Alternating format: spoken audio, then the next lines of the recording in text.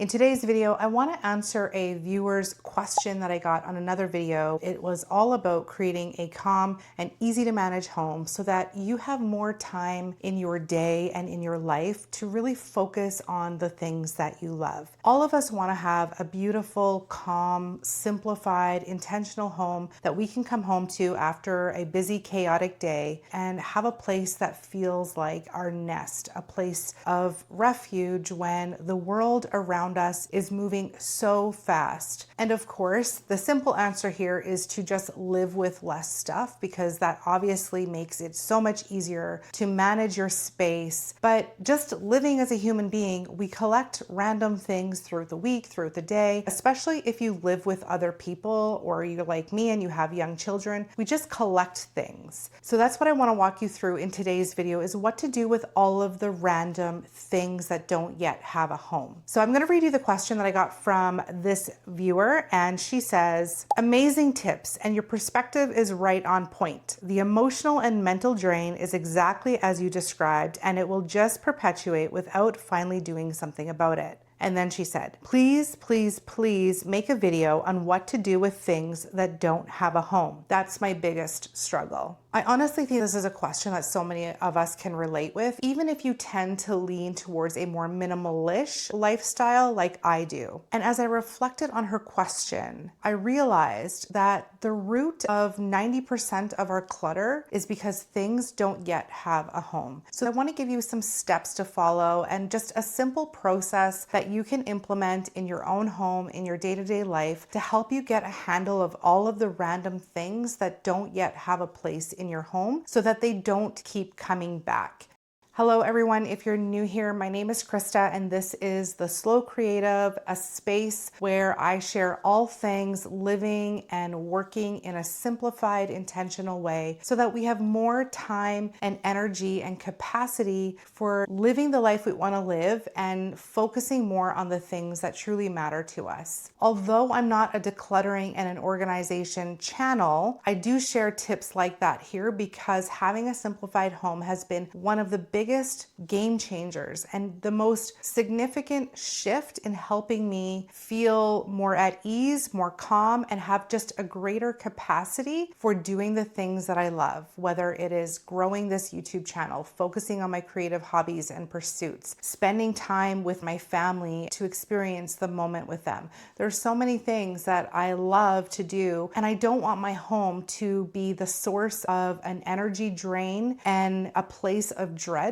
So I really put a lot of effort into making it a sanctuary and a place that feels like I can truly rest and recharge and just be at peace in my environment. I think we all need a place that we can come home to like that. Okay, so as I've shared, I keep a pretty simplified, easy to manage, minimalish home for the most part, but I do have 2 kids and I do have 2 senior dogs. So things get messy around here, things pile up. We're always working on something and, life happens. So the intention of this video is to just give you some tools to help you stay on top of it and to know what to do with the random stuff when it does come into your home. Okay, so the first step in this process is to just have an awareness of where things are piling up. For me, everything piles up on our kitchen countertops. Kids come home, things come out of the backpacks, they just go on the countertops. We go out for the day, we collect a brochure here, we pick up some rocks, we find something cool that we've seen at the park,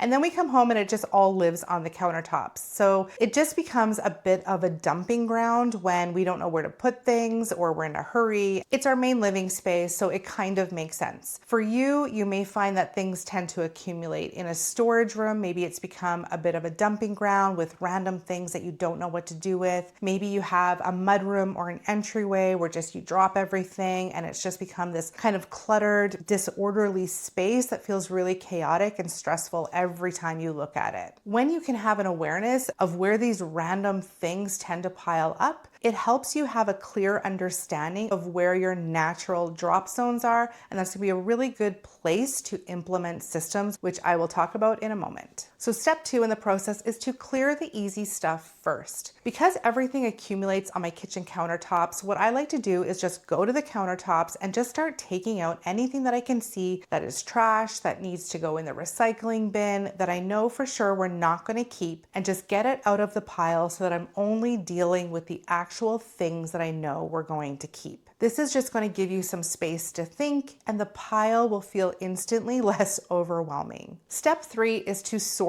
in place. What I like to do is when I have a pile of random stuff, I like to categorize it by kids' toys or maybe by child. One is for my daughter, one is for my son. I have a pile of arts and crafts or things that I know need to go back into our crafting bin. There could be batteries and paper receipts that I know that I need to sort through. So I recommend just sorting in place and not dragging everything to some centralized location and making more work for yourself. Go to the area where you have the random piles of stuff and begin to categorize the items that you have. This helps you just have an understanding of what kind of stuff is accumulating in these drop zones. Step 4, and this is the most important question you're going to ask yourself, and that is, does this item have a home? If the answer is yes, the next question is, why are these things not going into their home? Why are they not being put back? If they have a home and you're not putting them back in place, then there is a breakdown with the system that you have, which I will get to in an upcoming step. If the answer is no, this item doesn't yet have a home, then your next question is going to be, do I need to keep this item? Whenever I'm deciding if I want to keep something or throw it away, I'm always thinking about what is the long-term maintenance of this item? Do I need to have extra storage for this item? How often am I going to be using it? If I put it somewhere out of sight, am I going to forget about it and never know that it exists? So I'm thinking about how long I'm going to be keeping the item and how much storage is required. But as you know, it doesn't just take up physical space in your home thinking about the storage that it's required. It also takes up mental space and mental capacity and energy. The idea of having these things stored somewhere is still taking up space in the back of your mind. Or thinking about having to maintain that item is also taking up a lot of energetic space. So these things are equally as important as the physical space that you actually have to store things in your home. So if you have an item and it doesn't yet have a home, you really have 3 options. One is you can let it go, you can recycle it, you can throw it in the garbage, or donate it. The second one is you can give it a home. So if I'm thinking about this item, where's the most logical place that I will go to look for it to see if I have this thing before I go purchase it or borrow it or whatever from somebody else? One of the biggest enemies of an ADHD brain is closed storage, because out of sight, out of mind. It's really important to think of where you would naturally go to look for this item if you need it. And the third thing is you want to create a system for that random item so that it doesn't continue to be a cycle of it piling up in your home. And that's what we're going to talk about in the next step. So step 6 is to create systems for common homeless things that accumulate around your home. So I'm going to walk you through some of the most common things that tend to pile up around my home. Yours may look a little different, but hopefully this will give you some ideas to start thinking about the kinds of systems you might put in place to help you manage all of the random things. So the first one that comes into my home that I can sometimes struggle to know what to do with is kids' artwork, because they've worked hard on it. Are they going to need it? If they see it in the trash, they're going to feel pretty bad about seeing mom throw the things out in the trash. So what I tend to do is when kids come home and they bring home pieces of art, I usually let it live out in a specific area in my home unless it's being used for like a week. I just let it sit out in a tray or a specific area where I know current artwork can live here. So I've accepted it. I have a tolerance level for it. It isn't causing me any stress because I know that I will be managing those items soon. So after about a week, I will go through the artwork and I will decide, is this just a scrappy piece of artwork, or is this a piece of art that feels meaningful and we want to keep? So after I've determined it's artwork that I want to keep, I have a few systems for managing kids' artwork. And the first one is just taking drawings and things that they've done and gluing it into a scrapbook. Each of my kids have a scrapbook with their names on it, and I can glue the pieces in there. Another thing that I've done in the past is we have an 8.5 by 11 artwork frame where you just pull the back open and you can slip in a new piece of art and you can refresh the pieces of art. It's hanging on your wall and it's a really beautiful beautiful, cute little way to display your kids' art.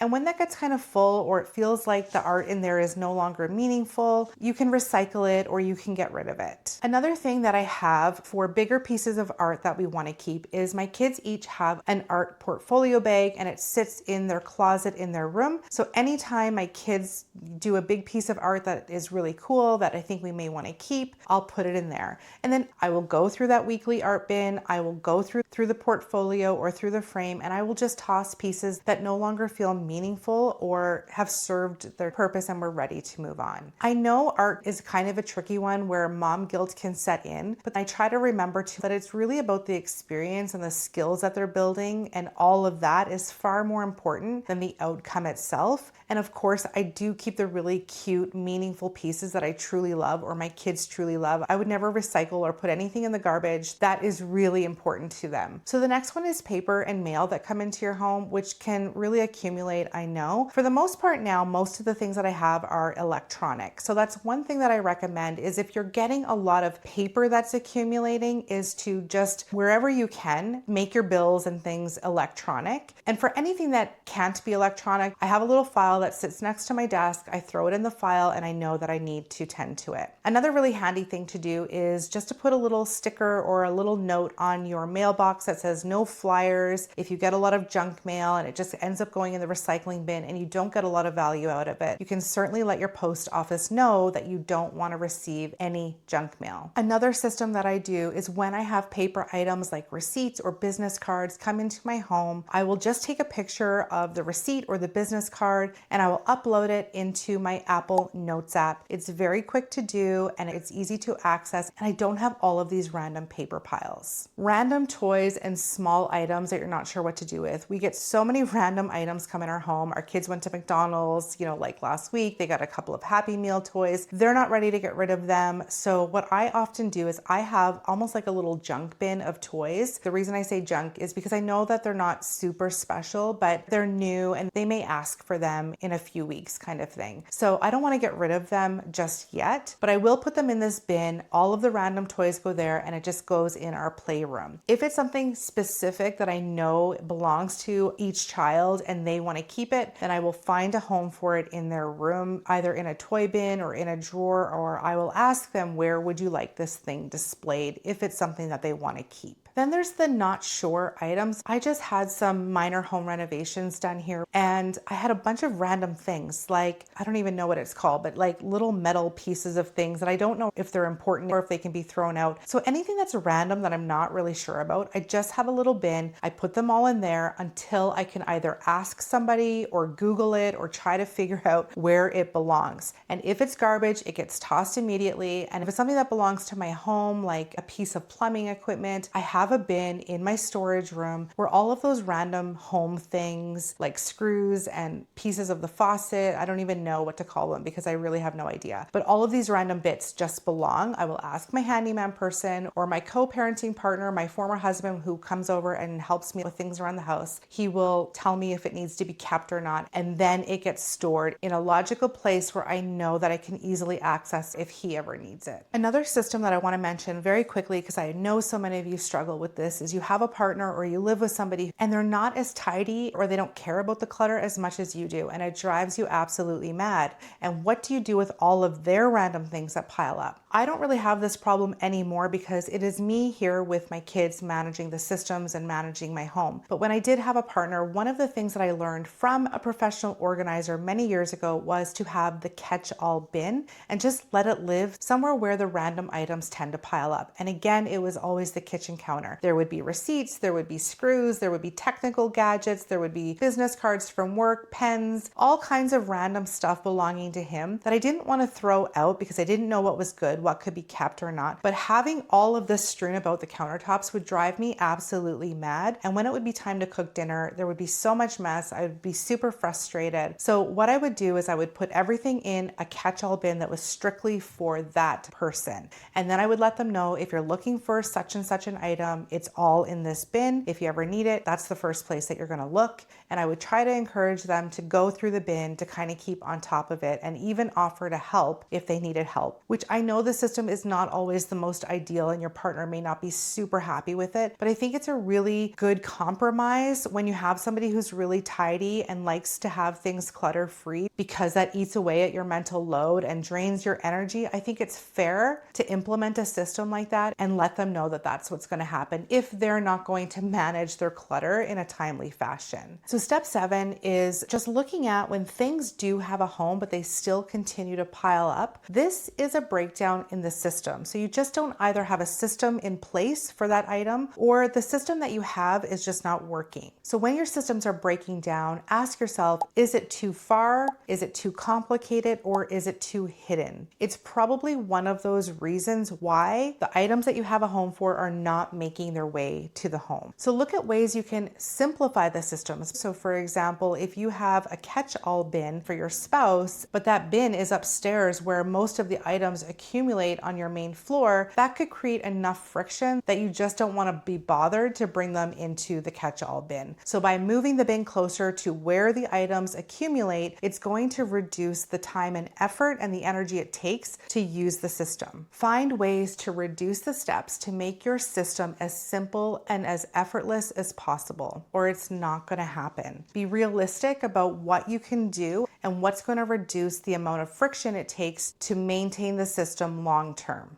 Step 8 is really about just looking at your tolerance level for things that can be left out. So for example, in my home, we are always working on random projects. Kids are building Lego, they're working on crafting projects. I could be working on some kind of creative project myself, and there's a lot of items out. So what is your tolerance level for having these items out and about? I don't like to have my kitchen countertops messy at all. It creates a lot of stress and anxiety for me, especially when it's time to prepare meals for myself or my children. I don't like to have the kitchen table filled with random things because when it's time to eat, I don't want to be surrounded in a bunch of clutter. Our kitchen table is usually where we do a lot of our crafting and a lot of our building of projects, but what I like to do is I have a dedicated space so that when we're done working on a project, I can put them on top of the dining room countertops. If my son is building Lego, he has a Lego tray, all of the Lego go on there. It's really easy for me because everything is contained to one area of the house. And if I need a quick reset, I can pick up the Lego trays. I can easily move all of the art projects in a designated spot that I have in my home. And we're back to baseline when I need things to be clear and clutter free again. As you enter my home, this is the first area that you see. So it's not the prettiest, most simplified thing. If we're in the middle of a lot of projects, there can be a lot of random stuff out. But as long as my kitchen table and my countertops are not cluttered, then I feel okay and I feel like I can manage the day-to-day of our lives. And I have a tolerance for the fact that when people enter my home, it's not going to be a museum. We don't live in a perfect palace here. They're going to see random piles that look like clutter with these projects that we're working on. So I have an acceptance and a tolerance. So just ask yourself, what's your tolerance level for some of the random piles of things? What is acceptable to have out and what isn't, and what is going to cause you the most amount of stress? Make sure you have systems in place for those piles first. So step 9 is to create support systems. We can't always manage all of the random things right then and there, which is why I have a support system called the Stair Basket. It is one of my favorites. I have been doing this for years. I've talked about this on the channel before, but I live in a very tall, narrow, 3-story townhouse, and we spend most of our time on the main floor. So when random things pile up, I don't always want to be running them upstairs to put them back in their home. So what I will do is if something ends up on my counter space and I know that it belongs to one of my children or it goes in the playroom or it's something that goes in my office or my bedroom upstairs, it goes in the stair basket temporarily, and every time I go up the stairs, I take a peek inside the basket and I grab the items, I run upstairs and I put them where they belong. It keeps everything off of the countertops, off of the floors, really contained in a neat little space. I know some of you have written to me and have said that would be even more overwhelming because then it's another thing to have to go through. I don't let it pile pile up. There is literally never more than a few items in the basket because I'm taking things up with me every time I go up the stairs. It is rare that I go upstairs and I don't take something with me that doesn't belong on another floor. So I just have this habit established already. It's very easy because I'm heading upstairs anyway, so it's not much work or effort to reach into the basket, grab a couple items, and go put them in their place very quickly. So from my perspective, it just helps everything be a little more efficient. Okay, so step 10, the final thing, is just to have an ongoing awareness of the things that keep coming into your home and continually asking yourself the following questions. 1, can I eliminate this? And 2, does it need a home? So for example, if you always have things piling up on your countertops or at your entryway, that is letting you know that you need some kind of a system there. And the system does not have to be complicated. It can be as simple as just having a basket or a bin to put items in just until you have enough time to sort through them. And remember, if things don't have a home, they're going to become clutter. And if you don't have a system for them, they're just going to keep coming back. If this is something that you struggle with in your home and it's driving you absolutely crazy, I would love to know if any of these tips are something that you are willing to try. And if so, which one?